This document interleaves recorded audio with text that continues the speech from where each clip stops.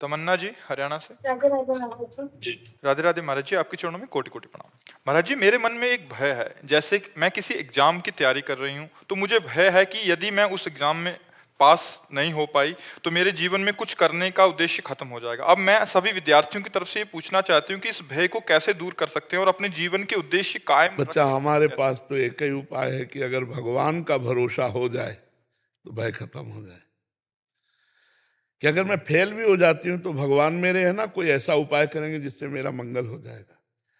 Fail हो जाने का भय पहले आपने स्वीकार कर लिया, पहली हार तो आपने स्वीकार कर ली, पहले ही सोपान जो जीत की है वो आप हार चुके हैं।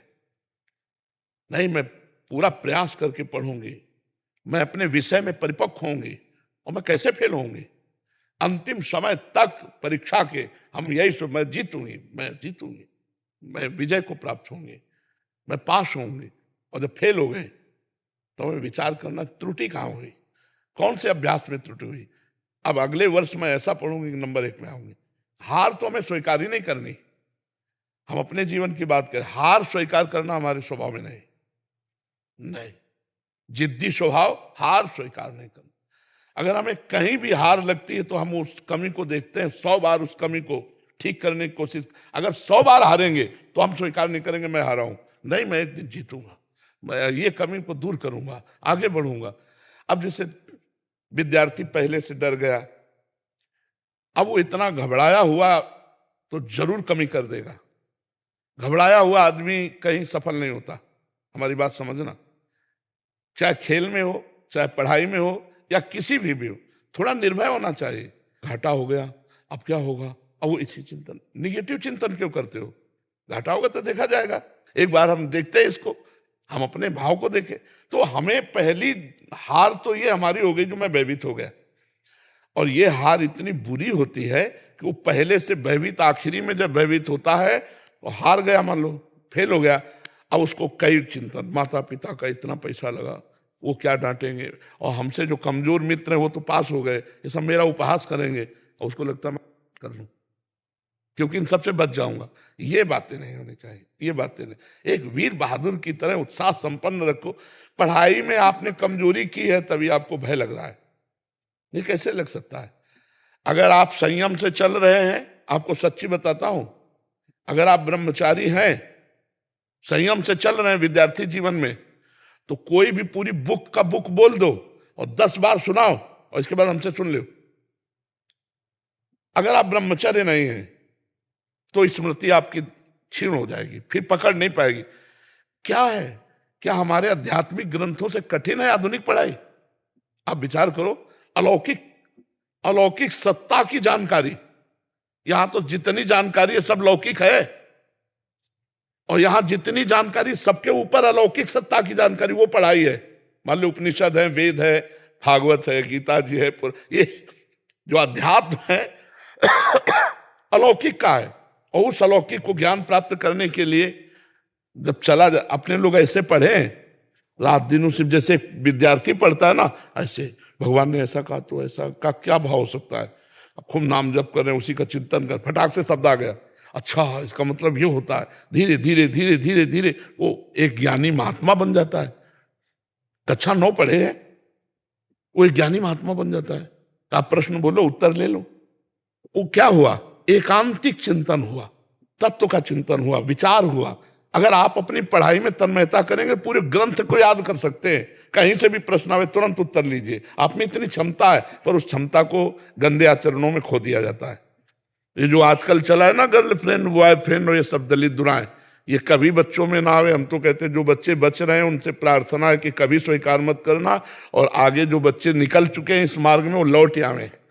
ये बहुत गलत मार्ग है, इससे तुम्हारी स्मृति नष्ट हो जाएगी, तुम्हारी हृदय शक्ति कमजोर हो जाएगी। अभी बच्चे हो, ये अवस्था के अनुसार होता है। जब 20-22 अवस्था में ब्याह हो जाए फिर गृहस्थी में जाओ, तब वो अपने धर्म का प्रयोग करो। ये ऐसे नहीं करना चाहिए। और ये भय आदि जो है ना, इनको छोड़ो, पढ़ाई में मन लगाओ। हम पास क्यों नहीं होंगे? मेहनत किया भाई, क्यों नहीं पास होंगे? ऐसा कोई प्रश्न नहीं आता जो हमारे सब्जेक्ट से बाहर हो। आप विचार करो, हमने अपने सब्जेक्ट की तैयारी क्यों नहीं की? ये हमारी कमी है। अगर वो ऐसा प्रश्न दे जो सब्जेक्ट से बाहर हो, तब तो भाई अब मतलब हम असमर्थ हैं कि पता नहीं क्या प्रश्न आएगा, लेकिन हमारे टीचर जो हमें पढ़ाए हैं उसी में आएगा, आता है ना। तो हमने अपना सब्जेक्ट क्यों तैयार नहीं किया, हम अपने विषय में क्यों प्रमाद किए, और फिर भय कर रहे हैं, तो भय तो भी लगेगा ही नहीं। हमें तो कंठस्थ होना चाहिए। मतलब आप समझो, अगर आप ब्रह्मचारी हो तो ग्रंथ का ग्रंथ कंठस्थ कर सकते हो, कोई परेशानी नहीं होगी दिमाग में। आज जो बच्चे कहते हैं ज्यादा पढ़ो तो सर दर्द करने लगता है, आंखें कमजोर है, ब्रह्मचर्यहीनता, खुली बात कह रहे, ब्रह्मचर्यहीनता। अगर ब्रह्मचर्य पुष्ट रखोगे कभी नहीं ऐसा बात आएगी। एक आदमी बदल गया ना, हमारा जीना सार्थक हो गया, हमारी साधुता सार्थक हो गई, हमारा जीवन सार्थक हो गया।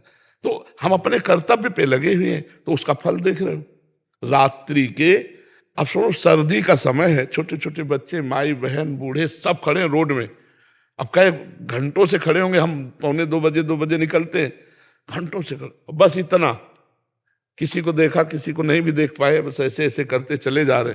क्या है, अगर कर्तव्य किया तो इतने लोग प्यार दे रहे हैं, भगवान इतने रूपों में आकर हमें प्यार दे रहे हैं, तो अपने कर्तव्य का पालन करो, प्रमाद मत करो, तो विजय होगी, निश्चित विजय होगी। विचार से इतना परिवर्तन आया है यंग जनरेशन में। मेरी पुत्री है, डॉक्टर है, जी जी, और जब से मतलब सुनना शुरू किया है, उसके विचारों में बहुत परिवर्तन आया है। वो भगवान बहुत, आपकी इतनी कृपा हुई है गुरुदेव हमारे ऊपर, पूरे परिवार के ऊपर, कि यंग बच्चे हैं मेरे तीनों, और तीनों इतने ध्यान से सुनते हैं और फॉलो करते हैं जी हर चीज का जो आप। हाँ, बस यही बात का हम, इतने पढ़े लिखे बच्चे जो हैं, हाँ, मुझे खुद आश्चर्य होता है।